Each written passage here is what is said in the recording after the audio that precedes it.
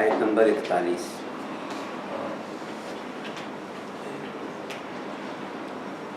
اعوذ باللہ من الشیطان الرجیم، بسم اللہ الرحمن الرحیم۔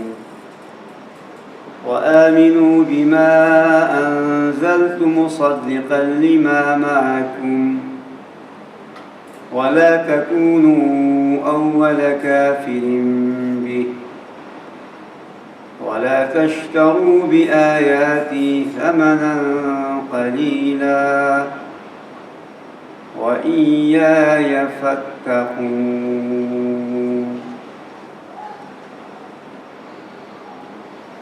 اور تم ایمان لاؤ اس پر جو میں نے نازل کیا ہے، جو تصدیق کرنے والا ہے اس کی جو تمہارے پاس ہے، اور تم اس کے پہلے کفر کرنے والے نہ بن جاؤ، اور تم میری آیتوں کو نہ بیچو تھوڑی قیمت پر، اور مجھ سے ہی تو تم ڈرو۔ آپ کے سامنے اس سے پہلے بات پیش کی گئی تھی کہ اب سلسلہ بنی اسرائیل کا شروع ہوا ہے، اور اس پر باتیں اس سے پہلے پیش کی گئی تھی۔ آج کی جو آیت ہے اس میں اصل دعوت ہے جو اللہ تبارک و تعالیٰ نے بنی اسرائیل کو دیا ہے، اور مقصود یہی ہے۔ اس سے پہلے جو اللہ تبارک و تعالیٰ نے پیش کیا وہ اس دعوت کی تمہید تھی، تاکہ لوگ جو اللہ تبارک و تعالیٰ نے دعوت دیا اسے قبول کریں اور ان کا دل اسلام اور ایمان کی طرف مائل ہو۔ تو اس آیت میں اللہ تبارک و تعالیٰ نے بنی اسرائیل کو اسلام کی دعوت دی ہے، ایمان کے قبول کرنے کی دعوت دی ہے، اور یہی طریقہ ہے دعوت کا کہ سیدھے ہی نہ کہہ دیا جائے کہ اسلام لے آؤ، ایمان لاؤ۔ پہلے اسلام کی خوبیاں پیش کی جائیں، اسلام کے محاسن کو اجاگر کیا جائے، اور پھر اس کے بعد دین کی دعوت دی جائے۔ تو اللہ تبارک و تعالیٰ نے پہلے اپنے انعامات گنائے، اپنے وعدوں کا تذکرہ کیا، پھر انہیں وعدوں کے پورا کرنے پر جنت کی بشارت سنائی، اور پھر اس کے بعد دعوت دی وآمنوا بما انزلت مصدقا لما معکم، اور تم ایمان لاؤ اس پر جو میں نے نازل کیا ہے۔ ما یہ موصولہ ہے، نافیہ نہیں ہے، اور اس میں عموم کا معنی ہے۔ مطلب یہ ہے کہ جو میں نے نازل کیا ہے تم اس سب پر ایمان لاؤ۔ ایسا نہ ہو کہ بعض کو قبول کرو اور بعض کو رد کر دو، بعض پہ ایمان لاؤ اور بعض پہ ایمان نہ لاؤ۔ جو اللہ تبارک و تعالیٰ نے یہودیوں کے بارے میں کہا ہے کہ تؤمنون ببعض الکتاب وتکفرون ببعض، کیا تم کتاب کے بعض حصے پہ ایمان لاتے ہو اور اس کے بعض حصے کا انکار کرتے ہو، اس پر کفر کرتے ہو؟ تو اس لیے پورے پر ایمان لانا ہے۔ یہ ہے ماں میں جو ذکر کیا اللہ تعالیٰ نے، آمنوا بما انزلت، ان تمام پہ ایمان لاؤ جو میں نے نازل کیا ہے۔ اللہ تبارک و تعالیٰ نے جو نازل کیا ہے اسے نہیں ذکر کیا، یہ نہیں کہا قرآن پہ ایمان لاؤ، یہ نہیں کہا قرآن پہ ایمان لاؤ، رسول اللہ صلی اللہ علیہ وسلم پہ ایمان لاؤ، ان کی تعلیمات پہ ایمان لاؤ، ان پہ ایمان لاؤ۔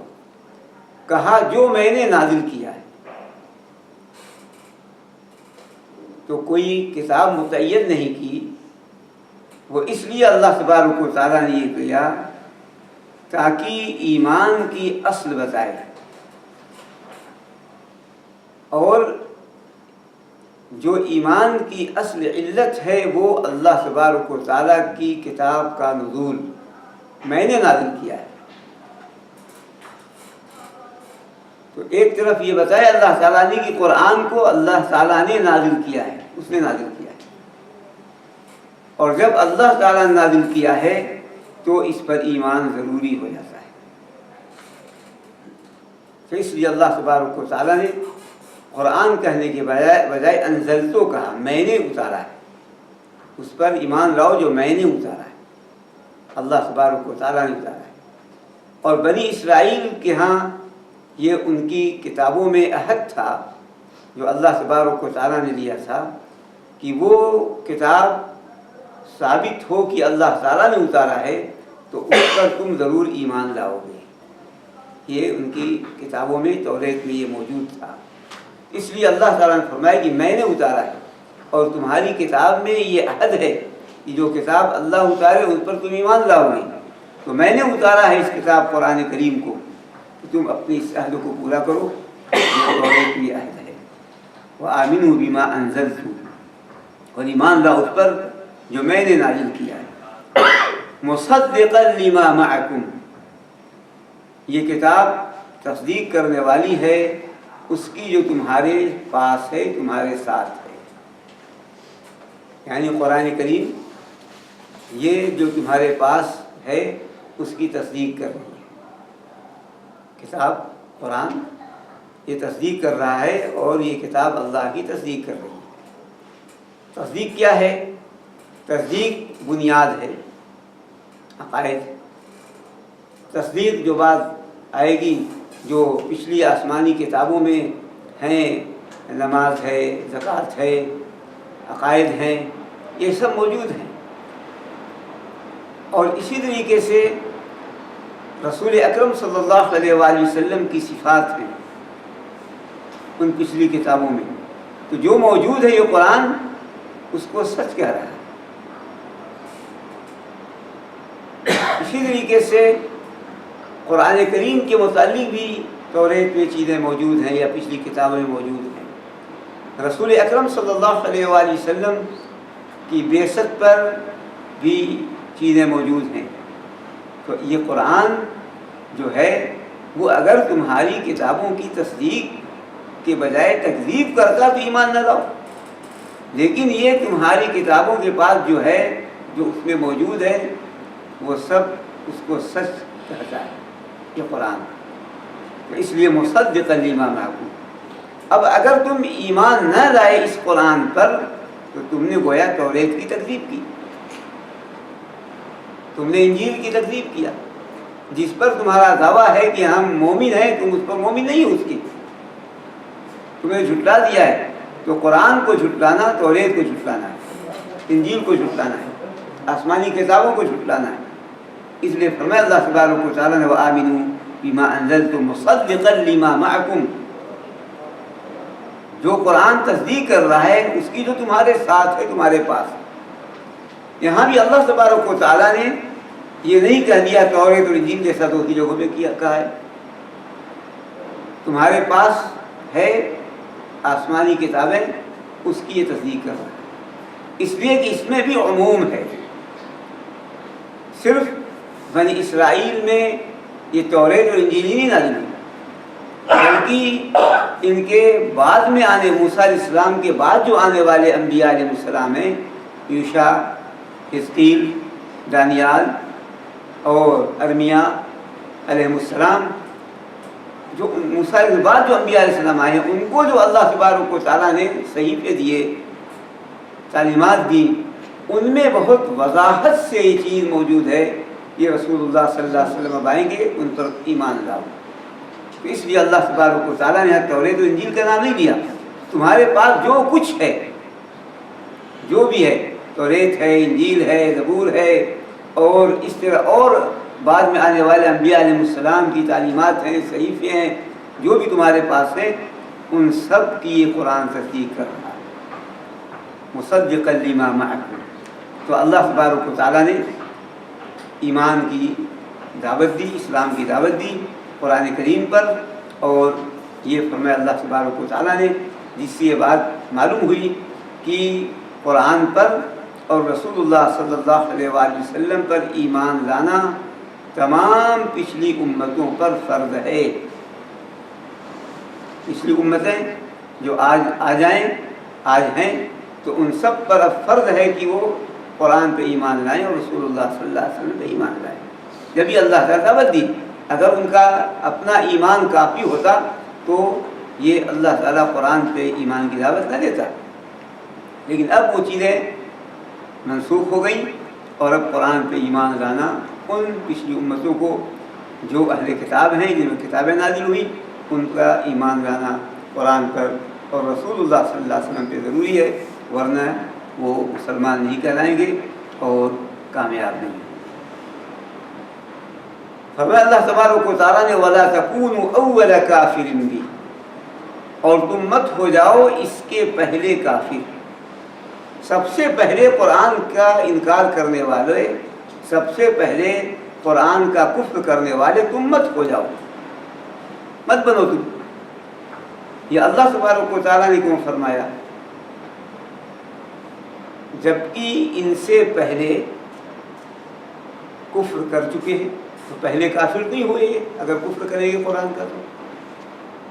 کیا مکے کے کافروں نے کفر نہیں کیا قرآن کا؟ عرب کے لوگوں نے قرآن کا کفر نہیں کیا، تو یہ پہلے کافر کیسے ہوئے اگر یہ کفر کریں گے تو؟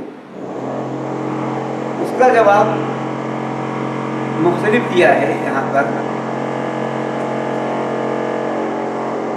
پہلا جواب یہ دیا گیا ہے کہ یہ عام نہیں ہے، یہ بنی اسرائیل کے متعلق ہے، تو اللہ تبارک و تعالیٰ ذکر کیا ہے یہ بنی اسرائیل کے متعلق ہے، یعنی تم بنی اسرائیل میں پہلے کافر مت ہو جاؤ، بنی اسرائیل میں پہلے کافر مت ہو جاؤ،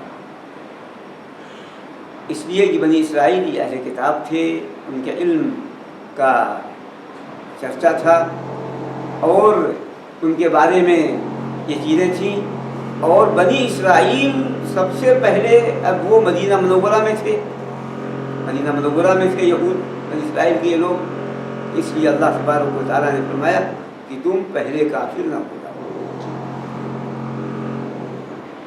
دوسری بات یہ بتائی گئی ہے کہ تم پہلے کافر مت ہو جاؤ، یعنی ان کے علماء سے کہا گیا ہے، یہودیوں کے علماء یہ مخاطب ہیں، یہودیوں کو علماء مخاطب ہیں اس لیے کہ اگر یہ پہلے کافر ہو جائیں گے یہودی علماء تو پھر یہود تو بدرجہ اولا وہ ایمان نہیں لائیں گے، یہود بدرجہ اولا ایمان نہیں لائیں گے، اس لیے رسول اکرم صلی اللہ علیہ وآلہ وسلم نے یہ فرمائی کہ اگر یہود کے 10 علماء ایمان لے آئیں مجھ پر تو پورے یہود مجھ پر ایمان لے آئیں گے، اگر یہود کے 10 علماء ایمان لے آئیں تو پورے یہود مجھ پر ایمان لے آئیں گے، یہ فرمایا رسول اللہ صلی اللہ علیہ وسلم۔ تو پہلے کافر یہ ہو جائیں گے تو پھر یہود ایمان نہیں لائے گی۔ تیسری بات یہ بتائی گئی ہے کہ تمہارے سامنے جب یہ قرآن پیش کیا جائے تو پیش ہوتے ہی تمہارے سامنے ہوتی تم انکار نہ کر بیٹھو پہلی مرحلے میں، بلکہ سوچو، عقل استعمال کرو اور پہلے ثابت قدمی دکھاؤ، تو بات کھل کر آیا ہوگی کہ اللہ کی کتاب ہے اور وہی جو تمہاری کتابوں میں موجود ہے۔ اور اسی لیے عبداللہ بن سلام رضی اللہ تعالیٰ عنہ جب ایمان لائے تو وہ اپنی قوم یہودیوں سے کہا کرتے تھے کہ لوگوں یہ وہی نبی ہیں صلی اللہ علیہ وسلم جن کو میں اپنے بیٹے کی طرح پہچانتا ہوں، بلکہ اپنے بیٹے سے سخت محمد صلی اللہ علیہ وسلم کو پہچانتا ہوں جو توریت میں ہے، تو اس لیے لوگوں ان پر ایمان لاؤ، یہ وہی ہے رسول صلی اللہ علیہ وآلہ وسلم۔ تو اس لیے فرمایا اللہ تبارک و تعالیٰ نے وَلَا تَكُونُوا أَوَّلَ كَافِرٍ بِهِ، تم مت ہو جاؤ اس قرآن کے سب سے پہلے کافر۔ پھر یہ کہ مقصد یہ کہنا تھا کہ تم ایمان لاؤ، تم پہلے ایمان والوں میں بنو، اول المؤمنین بنو، لیکن اس جملے کے بجائے کونوا اول مؤمن بھی کے بجائے فرمایا ولا تکونوا اول کافر بھی۔ تو اللہ تبارک و تعالیٰ نے یہ کہنے کے بجائے کہ تم اس قرآن پہ سب سے پہلے ایمان لانے والے بنو، اس کے بجائے کہا کہ تم اس قرآن کے سب سے پہلے کافر نہ بنو۔ تو اس کا جواب دیا، مقصود ہے کہ تم پہلے مومن ہو جاؤ ایمان لا کر، اس لیے کہ تمہیں اس کے زیادہ حقدار ہو کہ ایمان لاؤ اس پر، قرآن کریم پر۔ تو اللہ تعالیٰ نے اس کے بجائے یہ کیوں کہا کہ تم پہلے کافر نہ بنو؟ اس کا بھی مختلف جواب دیا گیا ہے۔ پہلی بات یہ پیش کی گئی کہ یہ ڈانٹ اور توبیخ ہے، زجر ہے، اس لیے کہ یہودی اسلام نہ لائے اور اسلام میں انہوں نے تاخیر کی، تو زجر و توبیخ کے طور پر اللہ تعالیٰ نے بجائے اس کے کہ تم پہلے مومن بن جاؤ کہنے کا تم پہلے کافر مت بنو، یہ کہا۔ اسی طریقے سے اس کا دوسرا جواب یہ دیا گیا ہے کہ تم اس کے پہلے کافر نہ بن جاؤ، یعنی تم ایسا نہ کرو کہ جو شخص پہلے کافر ہو جاتا ہے تو بعد میں جو کفر کرتا ہے تو اس سب کا وبال پہلے کافر پہ ہوتا ہے۔ تو تم اگر پہلے کافر بن جاؤ گے تو ان کا وبال زیادہ ہوتا ہے، گناہ زیادہ ہوتا ہے، تو تم یہ سنت نہ جاری کر دو، کفر کر کے کفر کی سنت نہ جاری کر دو کہ بعد میں آنے والے یا دوسرے یہودیوں کے لیے یہ ایک طریقہ بن جائے کہ وہ بھی بغیر سوچے اور سمجھے کفر کی روش اختیار کر لیں۔ تیسری بات یہ بتائی گئی ہے کہ یہ تعریض ہے، تعریض ہے کہ تم اس کے زیادہ حقدار تھے کہ اس پر ایمان لاؤ، اس لیے کہ تم رسول اللہ صلی اللہ علیہ وسلم کی صفات کو تم پڑھتے رہے ہو توریت میں، تم جانتے تھے رسول اکرم صلی اللہ علیہ وسلم کو، تو اس لیے تم اس کے حقدار تھے کہ تم سب سے پہلے ایمان لاؤ، لیکن تم نے کفر کیا، جو فرمایا اللہ تبارک و تعالیٰ نے کہ وہ ایسا پہچانتے ہیں محمد صلی اللہ علیہ وسلم کو جیسا اپنے بیٹوں کو پہچانتے ہیں۔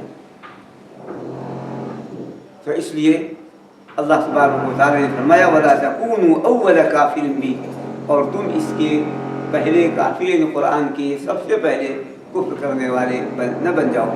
یہ جو ہے اللہ تعالیٰ نے جو کہا ہے یہ تین جواب دیا ہے علماء کرام نے، ورنہ اصل مقصود یہ ہے کہ انہیں دعوت دینی ہے اور یہ کہنا ہے کہ تم اول المؤمنین بنو، اول الکافرین نہ بنو۔ فرمایا اللہ تبارک و تعالیٰ نے وَلَا تَشْتَرُوا بِآيَاتِي ثَمَنًا قَلِيلًا۔ اس سے پہلے بات بتائی جا چکی ہے کہ جو اشترا کا لفظ ہے یہ بیچنے اور خریدنے دونوں معنی میں آتا ہے، اور عام طور پر تبدیل کے معنی میں استعمال کیا جاتا ہے۔ جو قرآن میں اس کا ترجمہ کیا جاتا ہے یا تو بیچنا یا تو بدلنا، بیچنا کہا جاتا ہے یا بدلنا کہا جاتا ہے۔ فرمایا اللہ تبارک و تعالیٰ نے تم میری آیتوں کو نہ بیچو تھوڑی قیمت پر، ثمناً قلیلا، تھوڑی قیمت پر تم میری آیتوں کو نہ بیچو۔ آیتوں پر بات اس سے پہلے بتائی گئی کہ آیتیں یہ کون کی چیزیں ہیں، سورج چاند ستارے، آیتیں معجزات ہیں، آیتیں قرآن کی آیت ہے، آیتیں شریعت کے احکام ہیں، اس لیے کہ جو چیز مخلوق نہ کر سکے وہ آیت ہے، مخلوق کے بس میں نہ وہ آیت ہے۔ تو تم میری آیتوں کو نہ بیچو، شریعت کے احکام کو نہ بیچو تھوڑی قیمت پر۔ یہاں اللہ تبارک و تعالیٰ نے آیتوں کی عظمت بیان کی اور اس کا جو عوض ہے اس کی حقارت و ذلت بیان کی۔ جو اللہ تبارک و تعالیٰ نے عظمت بیان کی دو طریقے سے، ایک آیات جمع استعمال کیا، آیتوں کی جمع آیات، دوسرے اس کی نسبت اپنی طرف کی جو عزت کی نسبت ہے، میری آیت، میری آیت. تو صفت اللہ تعالیٰ نے اپنی ذات کی طرف نسبت کیا اور جمع اختیار کیا. یہ دو چیزیں عظمت ہیں. اور دو چیزیں حقیر بیان کی اللہ تعالیٰ نے جو اس کا عوض ہے، وہ ہے ثمن قلیل. وہ ہے ایک تو نکرہ، عربی گرامر میں نکرہ وہ حقارت کے لیے استعمال ہوتا ہے، معرفہ اور نکرہ ہے، تو نکرہ جو ہے وہ حقارت کے لیے استعمال ہوتا ہے. اور دوسرے قلیل کی صفت بیان کی، ثمنً قلیلا. حسن بصری رحمۃ اللہ علیہ سے پوچھا گیا ثمنً قلیلا ہے کیا؟ تو انہوں نے کہا کہ الدنیا بحذافیرہا، اللہ تبارک و تعالیٰ کی ایک آیت کی قیمت پوری دنیا اگر کوئی لگا دے تو بھی وہ تھوڑی قیمت ہے. پوری دنیا، اب دنیا میں سب کچھ جو بھی چیز ہے یہ تھوڑی قیمت ہے پوری دنیا. اور فرمایا اللہ تبارک و تعالیٰ نے قل متاع الدنیا قلیل، آپ کہہ دیجیے محمد صلی اللہ علیہ وسلم دنیا کا سامان تھوڑا ہے، دنیا کی پونجی تھوڑی ہے. تو اللہ تبارک و تعالیٰ نے فرمایا کہ تم میری آیتوں کو نہ بیچو تھوڑی قیمت پر. تو اگر ایک آیت کوئی بیچ دے پوری دنیا کے بدلے تو تھوڑی قیمت پہ بیچا اسے، اور تم مت بیچو میری آیتوں کو تھوڑی قیمت پر. یہاں اللہ تبارک و تعالیٰ نے تھوڑی قیمت کہا، وہ چیز متعین نہیں کی، وہ چیز متعین نہیں کیا، عوض متعین نہیں کیا، تھوڑی قیمت کا بس، عوض کہاں متعین؟ اس لیے کہ جو لوگ اللہ کی آیتوں کو بیچتے ہیں ان کی مقاصد، ارادے اور مفادات مختلف ہوتے ہیں. کوئی اپنی چودراہٹ کو باقی رکھنے کے لیے اللہ کی آیتوں کو بیچتا ہے، تو کوئی رشوت لے کر اللہ کی آیتوں کو بیچتا ہے، کوئی بینک بیلنس کرنا چاہتا ہے تو اللہ کی آیتوں کو بیچتا ہے. اللہ کی آیتوں میں اللہ تعالیٰ کے احکامات ہیں، قوانین ہیں جو اللہ تبارک و تعالیٰ نے اتارے. اور عام طور پر یہودی علماء وہ ایمان نہیں لائے اور نہیں لاتے تھے رسول اللہ صلی اللہ علیہ وسلم پر کہ ان کی جو ایک ساکھ بنی ہوئی ہے اور جو ایک چودراہٹ ان کی قائم ہے ایمان لانے پر سب ختم ہو جائے گی، اس لیے ایمان نہیں لاتے تھے. تو مختلف مقاصد ہوتے ہیں اور ان مختلف مقاصد کی وجہ سے وہ اللہ کے احکامات کو بیچ دیتا ہے. تو اس لیے اللہ تبارک و تعالیٰ نے ایک قیمت متعین نہیں کی، ریاست اور جاہ و منصب کی محبت، رشوت، مال متعین نہیں کیا، کہ تھوڑی قیمت کے بدلے تھوڑی قیمت پر تم میری آیتوں کو نہ بیچ دو. تو اللہ تبارک و تعالیٰ نے اس لیے فرمایا وَلَا تَشْتَرُوا بِآيَاتِي ثَمَنًا قَلِيلًا. اور عام طور پر جو اللہ تبارک و تعالیٰ نے فرمایا ہے، اس سے پہلے بات بتائی گئی تھی کہ بنی اسرائیل کے جو واقعات یا ان کے جو برے اعمال پیش کیے گئے ہیں وہ اس لیے پیش کیا ہے تاکہ یہ امت سبق سیکھے. تو خطاب اگرچہ بنی اسرائیل ہیں یا بنی اسرائیل کے علماء ہیں، لیکن یہ اس لیے اللہ تعالیٰ نے بتایا تاکہ ہم مسلمان نصیحت حاصل کریں اور عبرت حاصل کریں.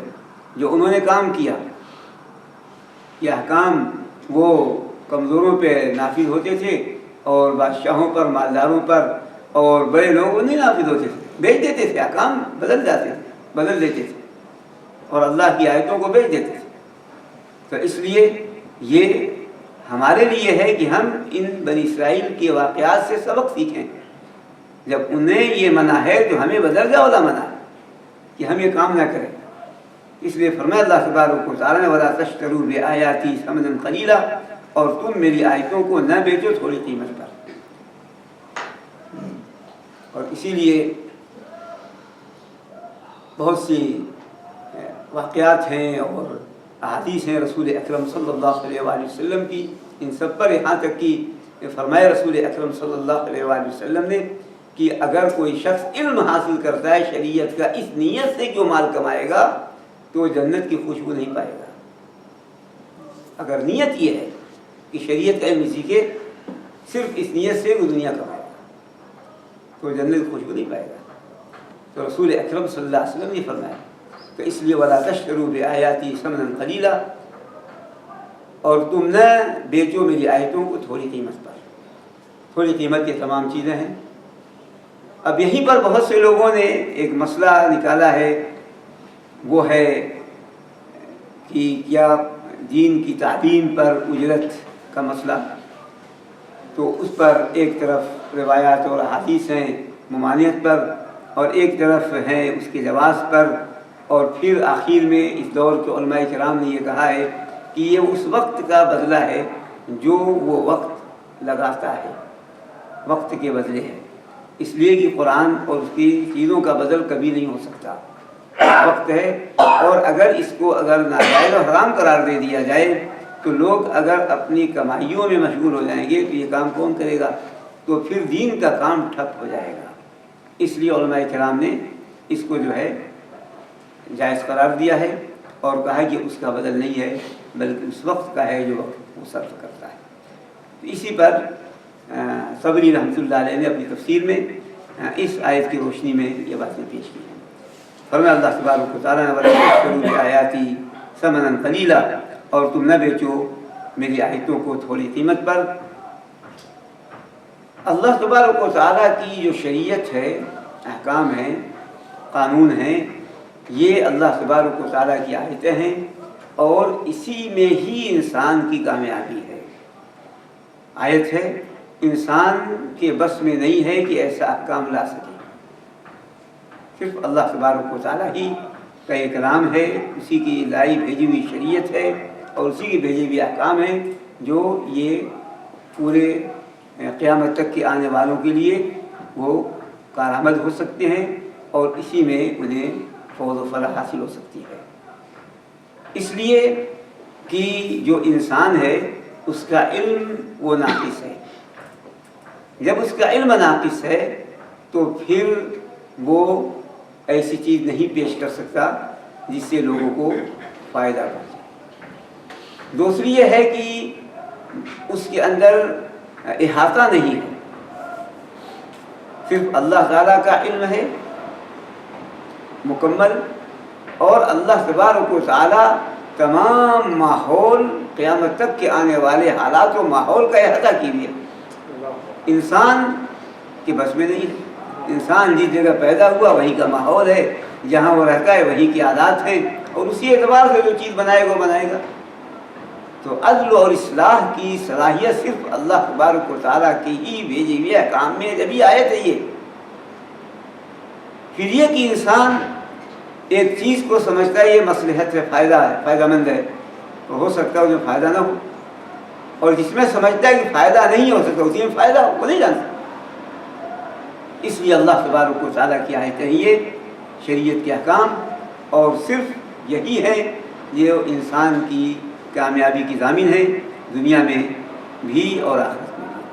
فرمایا اللہ تبارک و تعالیٰ وَلَا تَشْتَرُوا بِآیَاتِي ثَمَنًا قَلِيلًا وَإِيَّايَ فَاتَّقُونِ، اور تم میرا ہی تقوی اختیار کرو، صرف اور صرف جس طرح رہبت ایک اللہ تبارک و تعالیٰ ہی کے لیے خاص ہے، وَإِيَّايَ فَارْهَبُونِ جو بات بتائی گئی، اسی طرح تقوی بھی صرف ایک اللہ تعالیٰ کے لیے ہی خاص ہے۔ تو تم مجھ سے ہی بچو یا ڈرو۔ اب یہاں پر فتقون فرحبون میں ترہیب ہے، خوف دلانا، اور فتقون میں وہ چیز نہیں ہے خوف دلانا، ایک واقع اور حقیقت کو پیش کرنا۔ وہ یہ ہے کہ تم اب یہاں فتقون کا اصل معنی بچنے کے ہے، ڈرنا یہ لازمی معنی ہم کر دیتے تو تم مجھ سے ڈرو، وقایتی وقایتاً معنی بچنا، تو تم مجھ سے بچو، تم مجھ سے ہی بچو، یعنی تم میری صفات جلال کو ذہن میں رکھو اور پھر میرے عذاب سے بچنے کی کوشش کرو، اور وہ اسی صورت میں ممکن ہے جب تم ایمان لاؤ کتاب پر، قرآن کریم پر، رسول اللہ صلی اللہ علیہ وسلم پر، اور میری آیتوں کو نہ بیچو، کبھی عذاب سے بچ سکتے ہو۔ صفات جلال اسے کہتے ہیں جس میں اللہ کے عذاب کا تذکرہ ہے یا اللہ کی پکڑ کا ذکر ہے، جیسے جبار ہے، قہار ہے، منتقم ہے، متکبر ہے۔ تو تم وقایا آڑ کو بھی کہتے ہیں، وقایا بچی سے بچا جاتا ہے، ڈھال اسے وقایا کہتے ہیں۔ تو تم میری ان صفات جلال کو ڈھال سمجھو، ڈھال بنا لو میرے اور اپنے درمیان، تاکہ تم عذاب سے بچ سکو، عذاب سے بچ سکو، ایمان لے آؤ، کفر نہ کرو، اور ایمان لاؤ، کفر نہ کرو، تاکہ اللہ تبارک و تعالیٰ کے عذاب سے بچ جاؤ، جہنم سے بچ جاؤ، جہنم سے بچ جاؤ۔ ہاں، ڈرنا مانا اس لیے کیا جاتا ہے کہ جو ڈرے گا وہ بچے گا، جو ڈرے گا وہ بچے گا، جو نہیں ڈرے گا وہ کیسے بچے گا؟ ڈر اگر ہے، اللہ کا خوف ہے، تو بچے گا اللہ کی نافرمانی کرنے سے۔ تو اللہ تعالیٰ نافرمانی سے بچو، اللہ تبارک و تعالیٰ کے عذاب سے بچو، اللہ تبارک و تعالیٰ کی جہنم سے بچو، اور یہ جب ہی ممکن ہے جب تقویٰ تمہارے اندر آ جائے، تقویٰ آ جائے، نافرمانیاں چھوڑ دو، اور اللہ تبارک و تعالیٰ کی صفات جلال کا استحضار رہے۔ اور اسی لیے تقویٰ کا جو اصطلاحی اس کی تفسیر ہے وہ یہ کہ تمام اوامر پہ عمل، نواہی سے اجتناب، تمام نواہی پہ عمل، تمام نواہی سے اجتناب اور اوامر پر عمل، نواہی سے اجتناب اور حرام سے اجتناب اور اوامر و احکام پر عمل۔ اور اسی لیے بہت نے مثالیں دی ہیں، بعض احادیث نبی صلی اللہ علیہ وسلم ثابت ہیں، بعض صحابہ کرام رضوان اللہ علیہم ثابت ہیں۔ عمر رضی اللہ تعالیٰ عنہ، ابو ہریرہ رضی اللہ تعالیٰ عنہ، جب پوچھا گیا کہ تقویٰ کیا ہے تو کہا کیا نہیں معلوم؟ کہا نہیں، کسے کہتے ہیں تقویٰ؟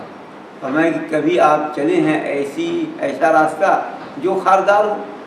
کہا ہمیشہ چلتے ہیں، ہم تو دیہاتی لوگ ہیں، جنگلوں میں جاتی ہیں، درختوں سے ہمارا گزر ہی ہوتا ہے۔ تو کہا تو آپ کیا کرتے ہیں؟ کہا ایسا اس راستے سے گزرتے ہیں کہ کانٹے دامن میں نہ لگیں، اور تاکہ دامن کپڑا پھٹ نہ جائے، اور ایسا ہم بچتے ہیں کہ ہمارے پاؤں میں کانٹے نہ چبھیں۔ یہی تقویٰ ہے، یہی تقویٰ ہے۔ دنیا میں آپ ایسا قدم رکھیں، ایسا بچ کے چلیں کہ اللہ کی نافرمانی آپ سے نہ ہو، جبکہ ہر جگہ نافرمانیاں ہو رہی ہوں تو ان میں سے آپ ایسا گزر جائیں۔ یہ ہے جو فرمایا اللہ تعالیٰ نے وَإِيَّايَ فَاتَّقُونَ، تو تم مجھ سے ہی ڈرو، تم مجھ سے ہی ڈرو، تم مجھ سے ہی بچو، اور صرف ایک اللہ ہی سے کے خوف سے، اس کے عذاب سے، اس کی پکڑ سے، اس کی جو ہے بچنے کی کوشش کرنی چاہیے۔ یہ ہے جو اللہ تبارک و تعالیٰ نے فرمایا، وہاں فرحبون کہا، یہاں فتقون کہا۔ ابھی بات انشاءاللہ آئندہ پیش کی جائے گی۔ یہ ہے آج کی آیتیں جو اختصار سے پیش کی گئی ہیں۔ جو فائدے ملے اس ایک آیت سے، وہ فائدہ آپ کے سامنے پیش کر دیا جائے۔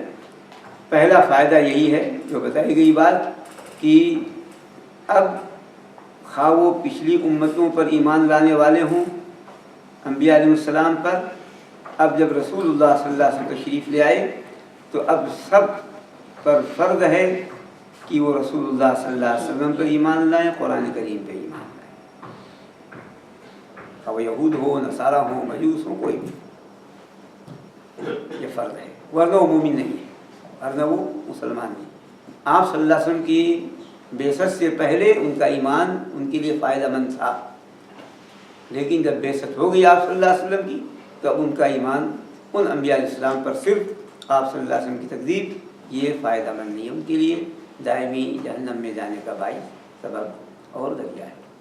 اور بہت سی حدیث ہیں جو فرمائے رسول اللہ صلی اللہ علیہ وسلم نے، اگر موسیٰ علیہ السلام نہ ہو کے جائیں تو اس وقت تو انہیں میری اتباع کے بغیر کوئی چارہ نہیں، مجھ پر ایمان لانے اتباع کے بغیر کوئی چارہ نہیں۔ عیسیٰ علیہ السلام آئیں گے تو وہ رسول و نبی کی حیثیت نہیں، رسول اللہ صلی اللہ علیہ وسلم کی امتی کی حیثیت سے ایمان لائیں گے رسول اللہ صلی اللہ علیہ وسلم۔ بہت سی حدیث ہیں، روایتیں ہیں۔ جب عمر بن خطاب رضی اللہ تعالیٰ عنہ لے کر آ گئے کچھ توریت کے منتخبات، تو آپ صلی اللہ علیہ وسلم ناراض ہو گئے تھے سخت، اور پھر فرمایا بعد میں آپ صلی اللہ علیہ وسلم نے کہ تم میرے حصے میں ہو، تم میرے حصے میں ہو، اور پھر فرمایا اسی میں کہ اگر متحدہ ہو کے آ جائیں، پھر ایک توریت کے منتخبات تھے جو لے کے آئے تھے، تو آج انہیں بھی میری اتباع کے بغیر نہیں چلا ہے۔ دوسری بات یہ معلوم ہوئی کہ جو شخص اللہ تعالیٰ کے احکام کو بیچ دیتا ہے وہ یہودیوں کی مشابہ ہے، یہودیوں کے مشابہ، اور جو صرف دنیا کمانے کے لیے علم شریعت حاصل کرتا ہے وہ بھی یہودیوں کی مشابہت اس نے اختیار کی، اور ہمیں یہودیوں کی مشابہت سے بچنے کے لیے کہا گیا ہے، حکم دیا ہے رسول اکرم صلی اللہ علیہ وسلم۔ تیسری چیز اس سے یہ معلوم ہوئی کہ دنیا کی تمام چیزیں تھوڑی ہیں، پوری کی پوری دنیا اس کی حیثیت معمولی کی ہے، اس لیے کہ فانی ہے، اس لیے کہ فانی ہے۔ پہلے فرمایا اللہ تبارک و تعالیٰ قل متاع دنیا قلیل۔ تیسری بات یہ معلوم ہوئی کہ اللہ تبارک و تعالیٰ کا جو بھیجا ہوا قانون ہے یہی صرف اور صرف اسی میں کامیابی، طمانینت، آسانی اسی میں ہے، اور انسانوں کے بنائے ہوئے وضعی قوانین نہ انصاف پر مبنی ہو سکتے ہیں، نہ انسانوں کی اصلاح و درستگی پر مبنی ہو سکتے ہیں، کمیاں اور کوتاہیاں ہیں۔ پانچویں بات یہ معلوم ہوئی کہ ایمان اس وقت مکمل نہیں ہوگا جب تک کہ پورے قرآن پر ایمان نہ لایا جائے، اور ہمارا حال یہی ہے کہ ہم پورے اسلام پہ عمل پیرا نہیں ہوتے۔ اللہ تعالیٰ نے فرمایا اسی لیے کہ الذین ادخلوا فی السلم کافۃ، ایمان والو تم پورے اسلام میں داخل ہو جاؤ، پورے مکمل اسلام میں داخل ہو جاؤ۔ تو قرآن پہ اور رسول اکرم صلی اللہ علیہ وآلہ وسلم پہ ان کی اتباع پر مکمل جب تک ایمان نہ ہو، ایمان مکمل نہیں ہو سکتا ہے۔ اسی طریقے سے بات معلوم ہوئی کہ اگر کوئی اہل کتاب ایمان نہیں لاتا قرآن پر تو وہ توریت کا بھی منکر ہے، آسمانی پچھلی کتابوں کا بھی منکر ہے، وہ کتنوں کہے میں یہودی ہوں، میں عیسائی ہوں، وہ نہیں مانتا ہے توریت کو، انجیل کو اگر مانتا تو وہ ایمان لاتا قرآن کریم پر۔ اور آخری بات اور بھی باتیں ہیں جو معلوم ہوئی وہ یہ ہے کہ اگر یہ بنی اسرائیل یا لوگ نہ مانیں اور تھوڑی قیمت پر بیچ دیں تو گویا ان کے اندر سے تقویٰ پوچھ کر گیا، تقویٰ ان کے اندر نہیں، ختم ہو گیا تقویٰ۔ اور یہی حال ہمارا بھی ہے، اگر ہم یہ کریں تو گویا ہم متقی نہیں ہیں کہ بھائی وَإِيَّايَ فَاتَّقُونِ، اسی لیے فرمایا اللہ تبارک و تعالیٰ، اسی لیے فرمایا۔ تو اگر قرآنی احکام کو یا شریعت کے احکام کو بھی بیچ دیتا ہے تو تقویٰ اس کے اندر سے نکل جائے، متقی نہیں ہے، کتنوں بظاہر وہ متقی نظر آئے وہ متقی نہیں ہے۔ یہ ہے اختصار سے چند باتیں جو پیش کی گئی ہیں، ایک آیت اسی پہ اکتفا، وصلی اللہ علیہ وسلم محمد وعلی آلہ وصحبہ۔